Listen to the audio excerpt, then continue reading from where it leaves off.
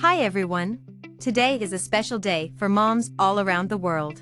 In China, we celebrate Mother's Day on the second Sunday in May, just like in many other countries.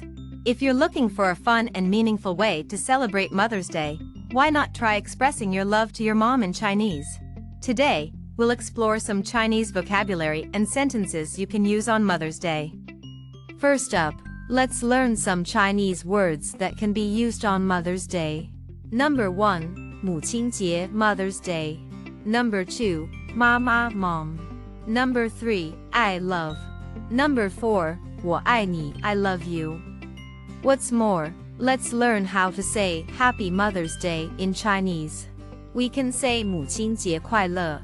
You may want to say to your mom, you are the best mom in the world. That is, 您是世界上最好的妈妈 in Chinese. In the end, we would like to say to all mothers in the world, Happy Mother's Day! That's all for today. Leave a comment if you have questions. Feel free to contact us or visit our website to learn more. See you next time!